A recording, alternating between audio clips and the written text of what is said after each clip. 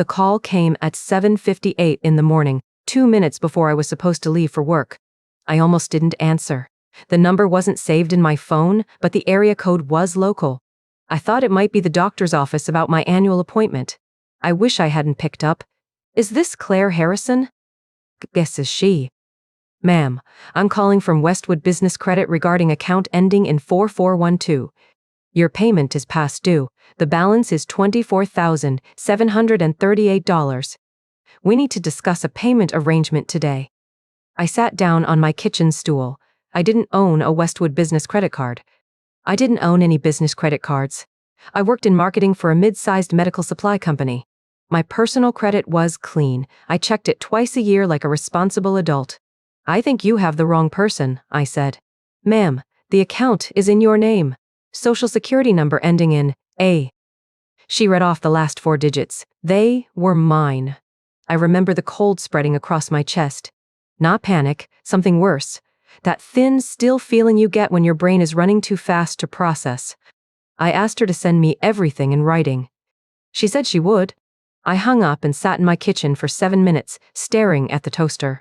I did not call Derek. Not yet. I did not call my mother. I called Marcus. Marcus Chen has been my best friend since college.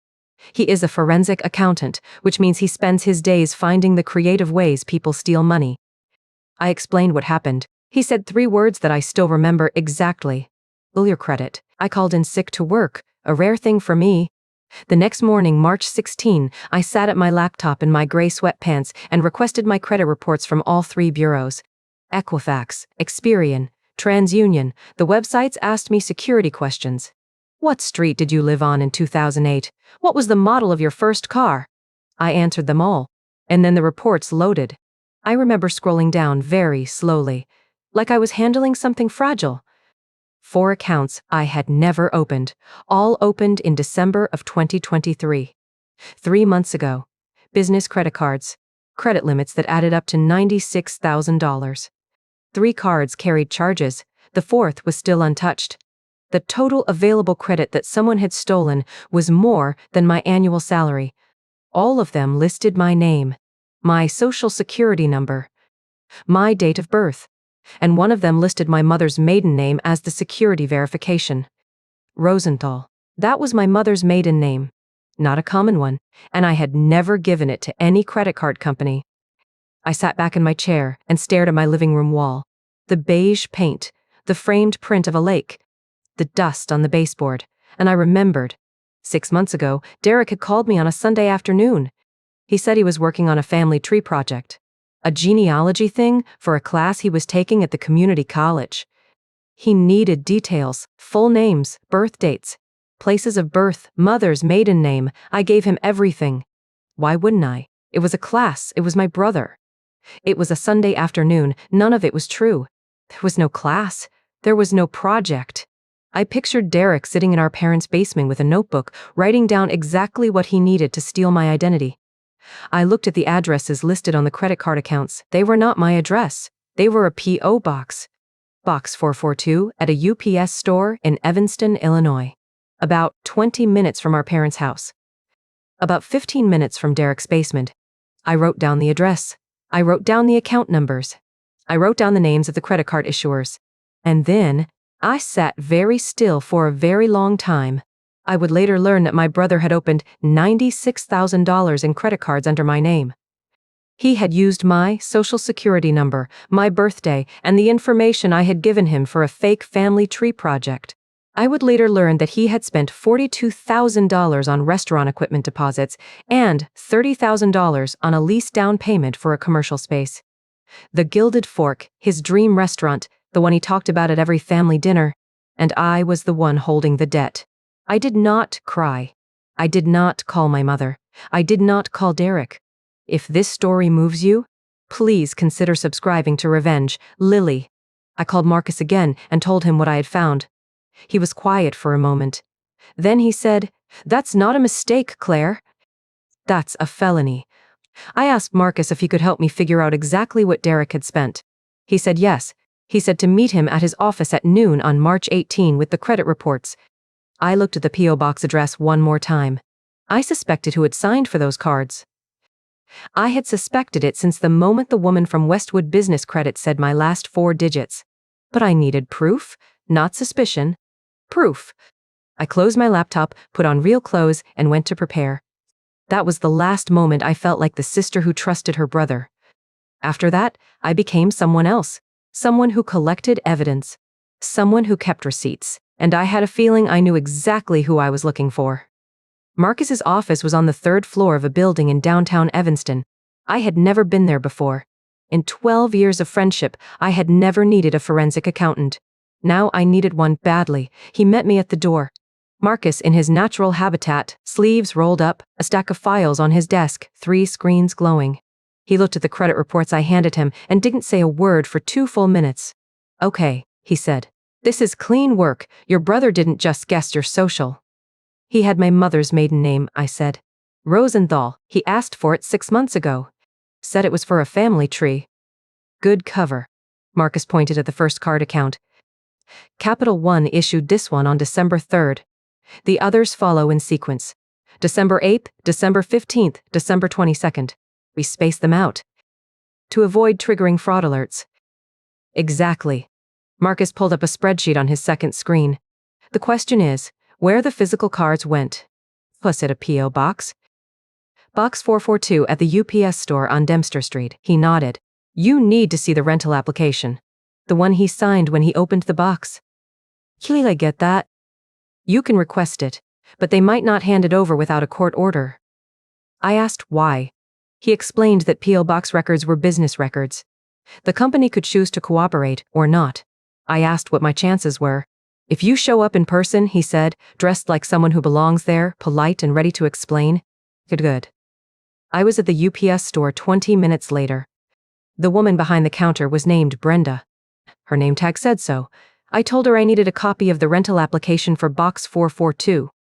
I told her the account was involved in an identity theft investigation. I kept my voice low, professional. Brenda looked at me. Then she looked at a computer screen.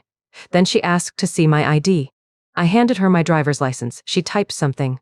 "Read." Typed again. "The box is rented to a Derek Harrison," she said. I felt something cold settle in my chest. Hearing his name in this context was different than suspecting it. It was real now. "He's my brother," I said. "He opened credit cards in my name and had them sent here."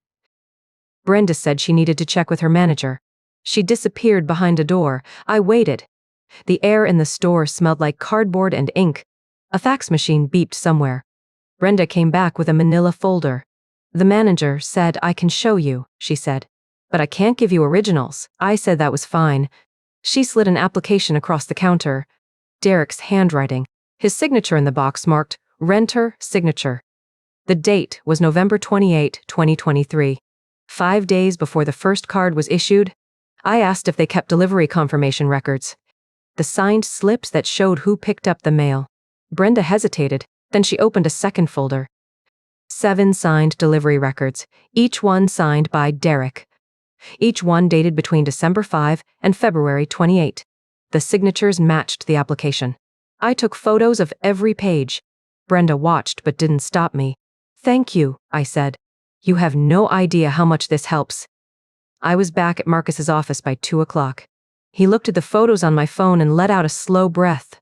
"That's your smoking gun." "No."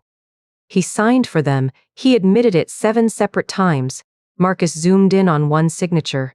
"That's not forgery. That's his actual hand." We spent the next hour tracing the cards. Marcus accessed the credit card records through a channel I didn't fully understand. He pulled transaction histories. Itemized. Approved. Posted. 2 cards were used for restaurant equipment deposits, he said. $42,000 total. Commercial refrigeration, a POS system, a 6-burner range. All from suppliers based in Chicago. "The Gilded Fork," I said. "Yes." The 3rd card was used to pay a down payment on a lease. $30,000. That's your commercial space. "What about the 4th card?" Marcus tapped his screen. $24,000 in available credit. He hasn't touched it yet. But he did something else interesting. He turned his laptop toward me. On the screen was a loan application. Derek's name. A business loan for $85,000 from a small community bank. Read the owner's contribution section. Marcus said. I looked. Listed under owner financing were the 4 credit card account numbers. The same ones opened in my name. Derek had told the bank he was financing the restaurant using his own credit. He had listed the cards as his own. He put you down as collateral, Marcus said. Without telling you. Without your permission. I stared at the screen. Derek had not just stolen money. He had built his entire business plan on the lie that he had capital, my credit, my name. I need to freeze my credit, I said. Already recommended it. Marcus opened a browser. Equifax, Experian, TransUnion, do it now. I did it from his phone. The process took 15 minutes. Each bureau verified my identity. Each one confirmed the freeze. No one could open new credit in my name until I lifted it. The agent at TransUnion thanked me for my patience. I said it was no problem. Then I sat back in Marcus's chair and thought about what I knew. Derek had spent $72,000 of borrowed money. 42 on equipment, 30 on a lease. He had signed for the cards himself. He had listed them as his own on a loan application. He had used my mother's maiden name, my birthday, my social security number. He had done it all while living in my parents' basement, eating their food, using their Wi-Fi. And he had acted as though I would never find out. What do you want to do? Marcus asked. I thought about confronting him. Walking into his basement room and showing him the photos. Asking him to explain. But I didn't want an explanation. I knew the explanation. I wanted him to admit it. I wanted to hear him say the words. I'm going to talk to him, I said. Privately, one last time as my brother. Marcus looked at me. He did not ask if that was wise. He just said, save the photos. I had everything I needed, but I wanted to hear him say it first. I drove to my parents' house on a Wednesday evening. I didn't call first. I didn't text. I just showed up at 7:15, parked at the curb and walked around to the side door that led to the basement. The door was unlocked. It was always unlocked. Derek was on the couch, laptop open, some sports game playing on the TV. He looked up when I came down the stairs and smiled. That easy, disarming smile that had worked on everyone our entire lives. Hey Claire, he said, what's up? I didn't sit down. I stood in front of the couch and pulled out my phone. I got a call 5 days ago, I said, from a collections agency. His smile flickered. Just a flicker. Then it came right back. Oh yeah? What about? Westwood Business Credit, I said, account ending in 4412. Balance of $24,738. 120 days past due. He set the laptop down. Slowly. I don't know what that is, he said. But his voice had dropped. The charm was gone. What remained was calculation. I opened my photos and turned the phone toward him. The rental application from the UPS store. November 28, 2023. His signature at the bottom. He stared at it. That's a P.O. box, I said. Box 442 on Dempster Street. Rented on November 28. 7 packages delivered between December and February. All addressed to Claire Harrison. All signed for by Derek Harrison. I swiped to the next photo. The delivery confirmation record. His signature again. He didn't say anything. I swiped again. The Capital One card issued December 3. Then the others. December 8, December 15, December 22. 4 cards. $96,000 in total credit limits. I swiped again. The receipt for the commercial refrigeration unit. A $12,000 piece of equipment. You used my name, I said. My social security number. My mother's maiden name that you asked for with a family tree project. You stole my identity, Derek. He sat there for a long moment. Then he did something I didn't expect. He sighed.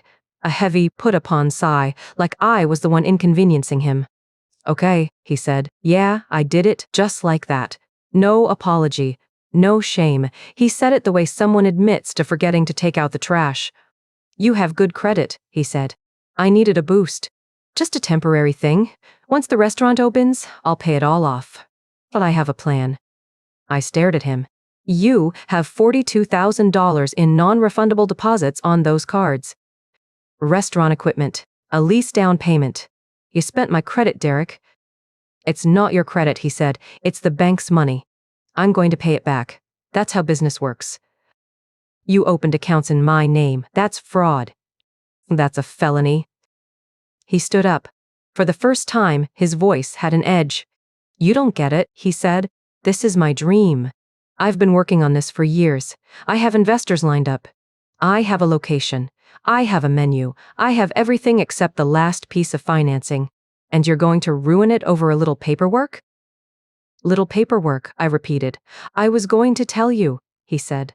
"Once I had the loan approved and the restaurant was running, I was going to pay off the cards and tell you. You never would have been out a dime." "I'm already out a dime," I said. "I'm out $96,000 in credit that I can't use. I'm out the time I spent pulling reports and freezing accounts. I'm out the peace of mind that my own brother wouldn't steal from me." He crossed his arms. "So what do you want?" "You want me to apologize? Fine, I'm sorry." "Lee, happy?"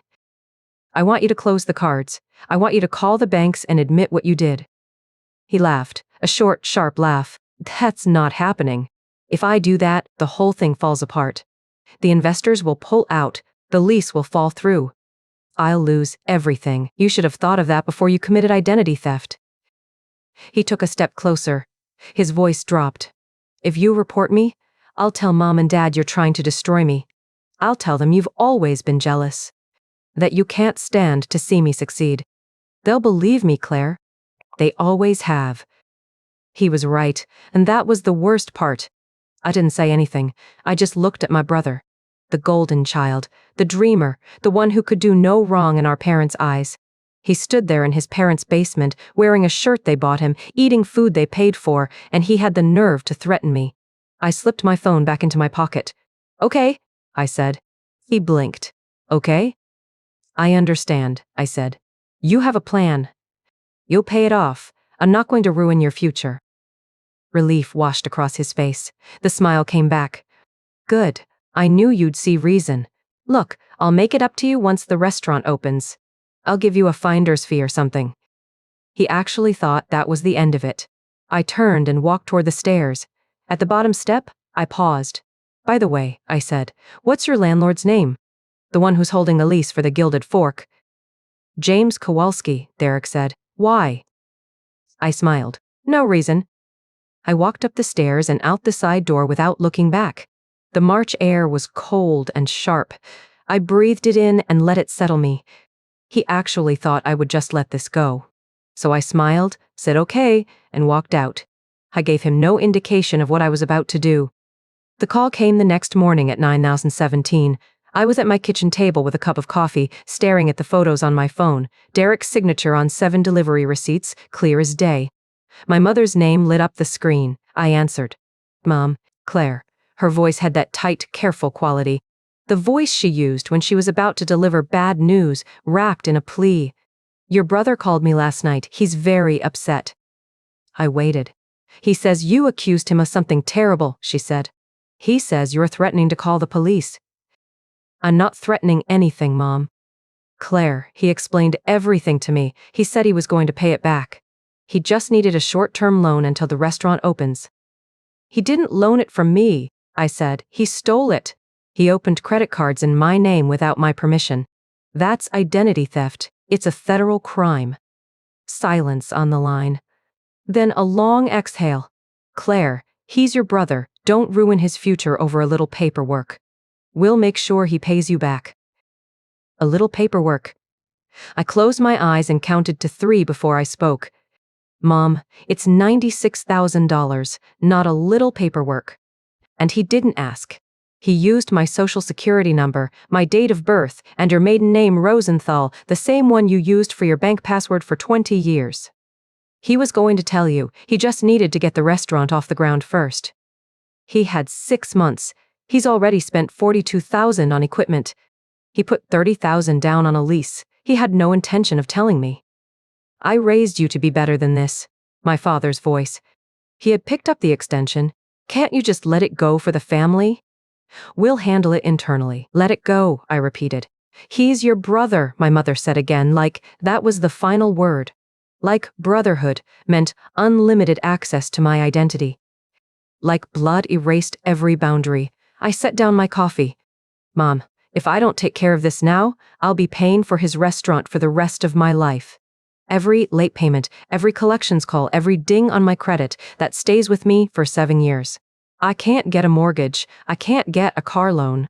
I can't even rent an apartment without explaining why my credit looks like a disaster. He'll fix it, he promised. He's already had 6 months to fix it. He didn't. You're choosing to be difficult? My father said. I stood up from the table. No, I'm choosing to protect myself. There's a difference. My mother's voice cracked. Claire, please. Think about what this will do to him. Think about what this will do to us. If you go to the police, everyone will know. Imon. I heard what she was really saying. She wasn't worried about Derek's future. She was worried about the shame, about their friends at church, about the neighbors asking why their son's restaurant never opened. Mom, I love you, but I'm not going to let Derek steal from me and pretend it didn't happen. If you do this, my father said, you're not our daughter. I stared at the wall. That's your choice. I hung up. My hand was shaking, not from anger, from the cold clarity of knowing that my parents had just drawn a line and I was on the wrong side of it. I was the obstacle. I was the one ruining things. Not Derek, who had methodically stolen my identity over 6 months. Me. I stood there for a long moment, then I picked up my phone and called Marcus. They know, I said when he answered. Derek went to them last night. My mother just called and told me not to ruin his future. What did you say? I told her the truth. Are you okay? I thought about it. I will be. Good, Marcus said. Then I'm going to tell you what to do next. You need to file a police report. Goo. Not tomorrow. Not next week. Today. Before your parents convince anyone else that this is a family dispute. This is a felony, Claire. You have evidence. You have delivery receipts. You have his signature. But you'll want to do this right. Wait until tomorrow morning. First thing, go in fresh with everything organized. I looked at the clock. 9:34 in the morning. Fine, tomorrow morning. The next morning, March 22, I called the Evanston Police Department and asked for the Financial Crimes Unit. The dispatcher transferred me to a Detective Anna Reyes. I explained the situation in under 2 minutes. She didn't interrupt. Can you come in this afternoon? She asked. I can be there in an hour. Eating everything you have. I gathered my evidence, the credit reports, the photos of the rental application, the delivery records, the transaction histories Marcus had pulled. I put them all in a manila folder and drove to the police station. Detective Reyes met me at the front desk. She was in her mid-40s, sharp eyes, a calm demeanor. She led me to a small interview room and sat across from me. Start from the beginning, she said. I told her everything. The collections call, the credit reports, the P.O. box, the confrontation, my mother's phone call yesterday. She listened, nodding occasionally, taking notes. When I finished, she set down her pen. Ms. Harrison, this is a textbook identity theft case. You have signed delivery receipts. You have the application showing he used your information. You have a confession. You said he admitted it to you. I recorded the conversation. I said, I checked the law first. Illinois is a one-party consent state. She almost smiled. That's good. That's very good. This is a felony, she said. Multiple felonies, actually. Identity theft. Credit card fraud. Possibly bank fraud if we can prove the loan application was false. You have the right to press charges. And based on what you've shown me, I have every reason to believe we can make a case. What happens next? I'll take your formal statement today. We'll open an investigation, serve subpoenas for the P.O. box records and the credit card accounts. Given the evidence you've already gathered, I expect we'll be making an arrest within a few weeks. She paused. But I need to be honest with you. Cases like this, family cases, they're complicated. Your family may try to pressure you to drop it. You need to be prepared for that. I met her eyes. They already have. And what did you decide? I decided to be here. She nodded. Then let's get started. She pulled out a form and began writing. I answered every question. I handed over every document. By the time I walked out of that station at 2004-7 in the afternoon, I had done something my brother never expected. I had used his own evidence to build a case against him. I got in my car and sat in the parking lot. My phone buzzed. A text from my mother. We need to talk. Please, for the family. I stared at it for a long time, then I typed, I'm not ruining his future, Mom. He already did. I pressed send, then I drove home. The invitation arrived 4 days after I filed the police report. A thick cream envelope with my name on it in my mother's handwriting. I knew what it was before I opened it. The Gilded Fork. Investor presentation and family dinner. Friday, April 5th, 7 o'clock, Skokie, Illinois. I RSVP'd yes the same day. My mother called me that night. I'm so glad you're coming, she said. Derek has been working so hard. This is his big moment. I wouldn't miss it, I said. There will be investors there. Alan Torres and Patricia Nguyen, and his landlord, Mr. Kowalski. It's a big night. Sounds exciting. There's something else, she paused. Derek told us about the misunderstanding with the credit cards. He says you two worked it out. That's right, I said. We worked it out. I could hear the relief in her voice. Good. Because the family needs to be united. That's what matters.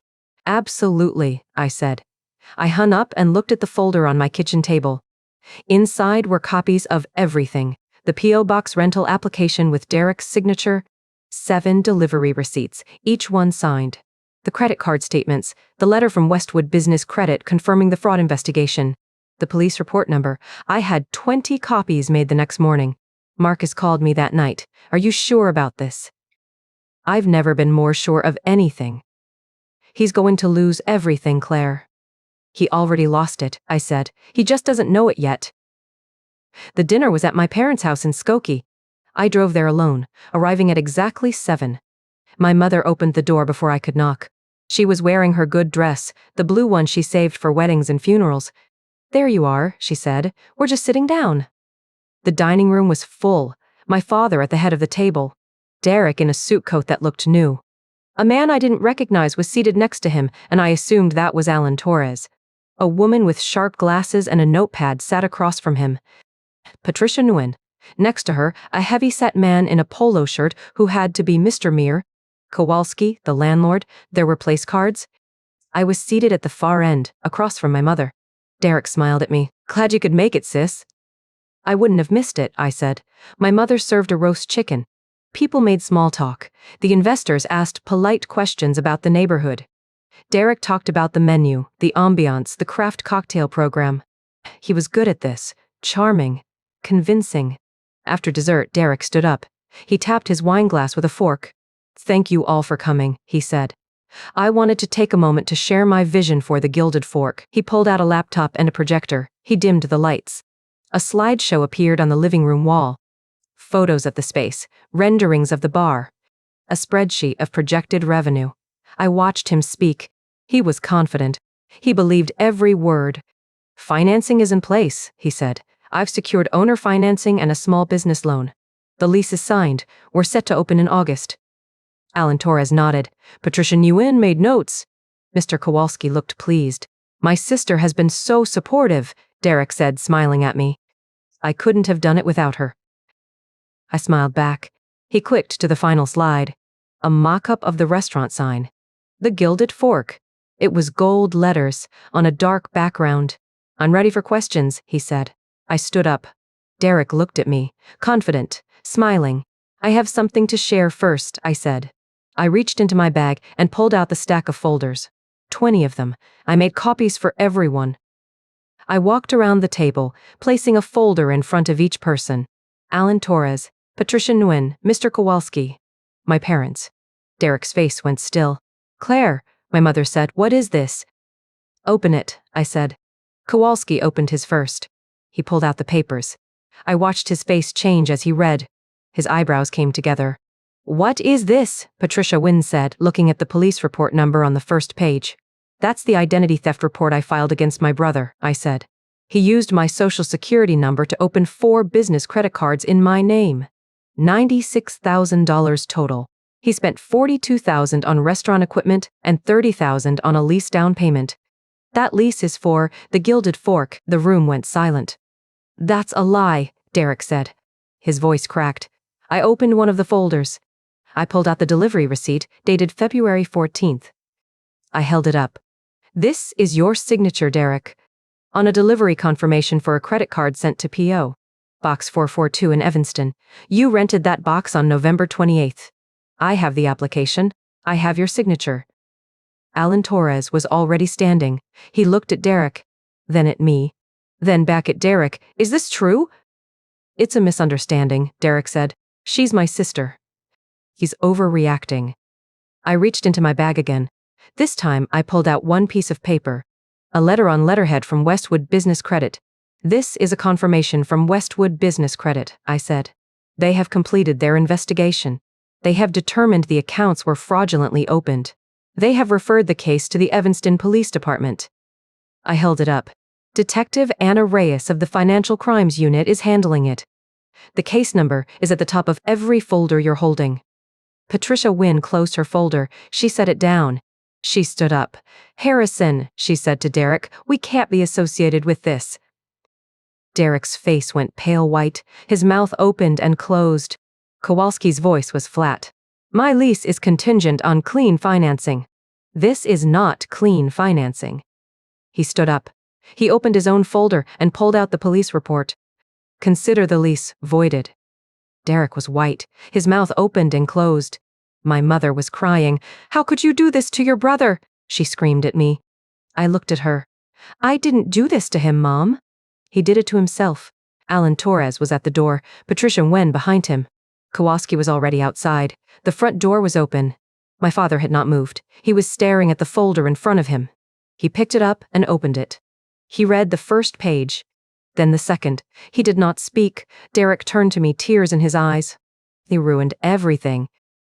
No, I said, you did, and everyone knows it now. My mother was still yelling as I walked out. I didn't look back, but I knew this wasn't over. The next week was quiet. Too quiet. No calls from my parents. No texts from Derek. I let myself believe it was over. Friday morning, April 12th, my phone rang at 8:15 a.m. I was at my kitchen table, coffee in hand, reviewing a marketing proposal for work. The caller ID showed Evanston Police Department. I answered on the second ring. Miss Harrison, this is Detective Reyes. Her voice was calm, professional, but there was something underneath it. A weight. I wanted to let you know personally, she said. We arrested your brother this morning. I set down my coffee. The mug made a small click against the tile. He was at his parents' house, she continued. He didn't resist. He's being charged with identity theft and fraud involving all 4 cards. I nodded before realizing she couldn't see me. Okay, I said. My voice sounded far away. You'll need to appear for the initial hearing. I'll email you the details. Given the amount and the premeditation, the DA is pushing for felony charges. Felonies, I repeated. Yes, he's looking at significant prison time if convicted, but more likely, given his lack of prior record, he'll be offered a plea. Restitution, probation, possibly some jail time. I closed my eyes. I thought about Derek sleeping in the basement, about my mother bringing him sandwiches while he worked on his business plan, about the way he smiled when he told me it was just a little paperwork. When is the hearing? I asked. Monday, April 15th. 9,000 a.m. Cook County Courthouse.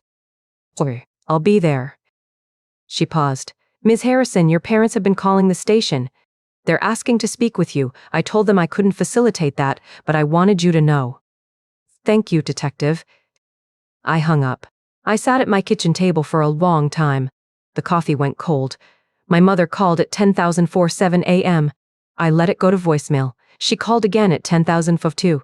And again at 11,003. The 4th time I answered. Claire, please. Her voice was wrecked, hoarse, like she had been screaming or crying for hours. You have to drop this. You have to. They arrested him. They put him in handcuffs in front of the neighbors. Everyone saw. Everyone. I said nothing. He's your brother, she said. He made a mistake, a stupid mistake, but he's family. You don't destroy family over money. Mom, it's not over money. Then what is it? He was going to pay you back, he told me.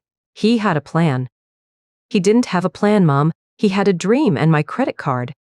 She started crying, hard, ragged sobs. Please, please, Claire, I'm begging you, don't ruin his future. I waited until she stopped. Then I spoke. I'm not ruining his future, Mom. He did that himself. She hung up. Or maybe I did. I don't remember. The hearing was quick. Monday morning, 9:00 a.m. I sat in the third row, behind the prosecutor's table. Derek was brought in, wearing a jail-issued jumpsuit. Orange. His face was pale. He didn't look at me. He didn't look at anyone. My parents sat 2 rows ahead of me. My mother had a tissue pressed to her mouth. My father sat rigid, hands folded. The charges were read. Identity theft, fraud, and forgery related to the 4 credit cards. Derek pleaded not guilty. His public defender stood beside him looking tired. The judge set bail at $50,000. My mother gasped. My father's shoulders sagged. As they led Derek out, he finally looked at me. His eyes were red. His jaw was tight. He didn't say anything. He didn't need to. The next day, my parents showed up at my door. I was working from home. The doorbell rang at 2:30 p.m. I opened it and found them standing on my front step. My mother looked smaller, older. Her eyes were puffy. My father looked like he hadn't slept in days. "Can we come in?" he asked. I stepped aside. They sat on my couch. I took the chair across from them. "Claire," my mother began, "we want you to withdraw the complaint." I said nothing. "Derek has a public defender," she continued. "He's going to take a plea. He'll have a felony record. He'll never be able to get a loan, never be able to start a business. It is over." "His life isn't over, Mom. He's 28. He'll be fine." "He won't be fine," she said, her voice rising. "You've ruined him." I looked at my father. He was staring at the floor. "Dad," I said. He didn't look up. "We raised you better than this," he said quietly. I felt something inside me go still, cold. "You raised Derek better than this too," I said. "Oui." It didn't take. My mother stood up. Her face was red. "You're not our daughter anymore." I stood too, slowly. "I'm sorry you feel that way, Mom. But I'm not going to let him get away with this. He stole my identity. He stole $96,000. He signed my name. He used my social security number. And you want me to just let it go because he's my brother? He's family." "Oh my." She opened her mouth. "Closed it. I told you," I said, "and I'll tell you again. I'm not ruining his future. He did that himself. Every card he opened, every dollar he spent, every lie he told. That was him, not me." My father stood. He still wouldn't look at me. "We're leaving," he said. He took my mother's arm. She was crying again. They walked to the door. My father paused at the threshold. "You're dead to us," he said. And then they were gone. On June 10th, Derek entered a plea. Guilty. The judge sentenced him to 5 years probation, 12 months of home confinement, and full restitution of $96,000. I sat in the third row and watched my brother be led out of the courtroom in handcuffs. My mother was crying. My father wouldn't look at me. And I felt nothing. The restitution check arrived on August 1st, 2024. I held it in my hands and stared at the number. $96,000. Paper, ink. The price of my brother's freedom. I deposited it. Marcus called me that same day. "What are you going to do with it?" "I don't know yet," I said, "but I'm not keeping it." He didn't ask why. He just said, "Let me know if you need help." I didn't think about it long. I sat in my condo that night and scrolled through my phone. Photos of the credit reports. Photos of the delivery receipts. Photos of Derek's signature, looping and careless, like he owned the world. I didn't want the money. It was dirty. Every dollar had a lie attached to it. So I picked a community college in Skokie. Oakton. I called their foundation office. I said I wanted to fund a scholarship. The woman on the phone asked what I wanted to call it. "The Claire Harrison Financial Literacy Scholarship," I said. She paused. "That's 6 words for a title." I didn't laugh. "It's for students who take personal finance classes. Priority to anyone who's been a victim of identity theft." She asked how much. $96,000. She was quiet for a long time. I wrote the check and mailed it. I kept the carbon copy in my desk drawer. It was August 1st, 2024. The same day, I changed my phone number. I blocked my parents' email addresses. I blocked Derek's. I went completely silent. 2 years of nothing. No birthday texts, no holiday calls, no notifications from my mother begging me to reconsider. I didn't know if Derek was still in the basement. I didn't know if my father's health had held up. I didn't want to know. Marcus checked in every month. Okay, I'm fine, I said. And I was. I started running in the mornings.